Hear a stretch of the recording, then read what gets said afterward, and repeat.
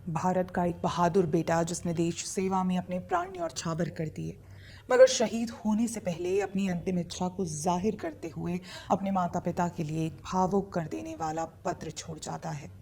अब पिता तो पिता ठहरे, इसीलिए अपने बेटे से किए हुए अंतिम वादे को पूरा किए बगैर कैसे रह सकते। तो बस हर साल वो भी निकल पड़ते हैं उस राह पर जहां उनके बेटे की कुछ यादें रह गई हैं।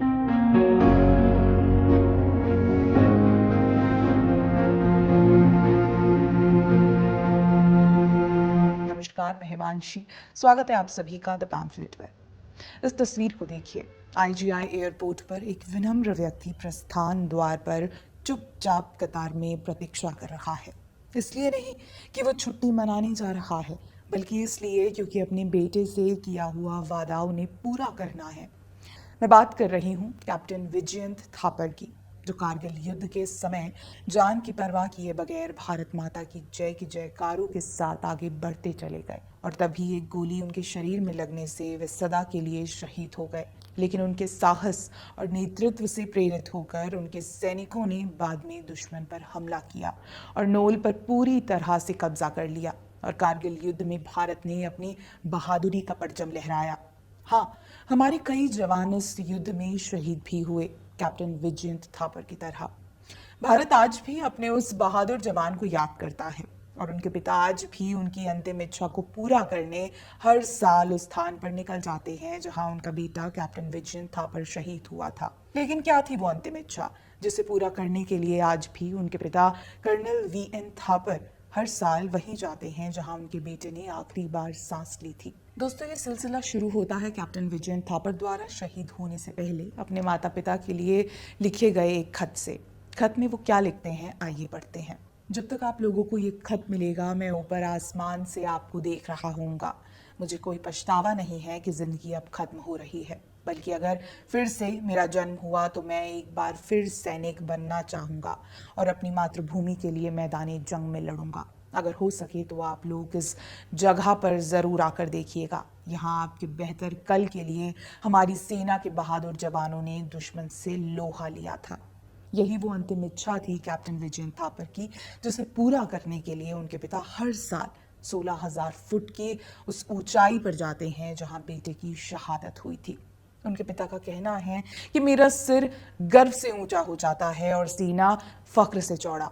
आज भी जब मैं उन बर्फीली चोटियों पर जाता हूं तो वहां की मिट्टी को छूने पर ऐसा लगता है मानो मैं उसे महसूस कर सकता हूं।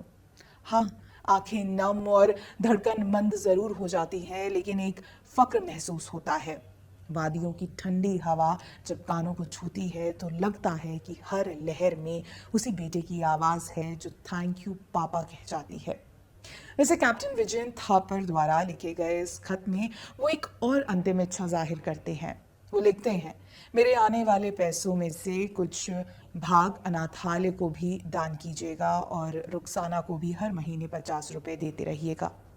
रुखसाना एक 5-6 साल की बच्ची थी जिसके माता पिता एक आतंकी हमले में मारे गए थे।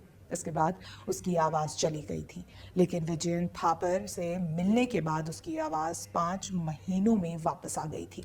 दोनों एक दूसरे के साथ खेलते थे। विजयंत उस बच्ची को बेटी की तरह प्यार करते थे। बस इसीलिए उनके पिता वीएन थापर हर साल कारगिल युद्ध की वर्षगांठ पर द्रास सेक्टर की उन पहाड़ियों पर जाते हैं और रुखसाना से भी मिलते हैं। वाकई में ये खत भावुक कर देने वाला है। इस उम्र में बेटा अपने पिता के सपनों को, अपने पिता की इच्छाओं को पूरा कर रहा होता है। उस उम्र में एक बुजुर्ग पिता सीना तान कर अपने शहीद बेटे के सपनों को पूरा करने की चाह में लगा हुआ है। वो अपने बेटे से किए गए वादे को पूरा करने में कोई कमी नहीं करना चाहते। बस इसलिए हर साल वो उस स्थान पर निकल जाते हैं जहां उनके बेटे की शहादत है।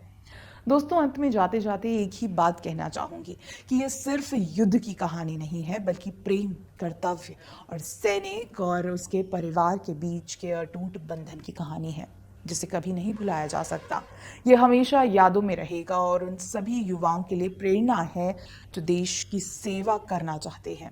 कैप्टन विजयंत थापर उनके लिए सबसे बड़ी प्रेरणा है। ऐसी बहादुरी भरी शहादत को हमारा नमन है। जय हिंद।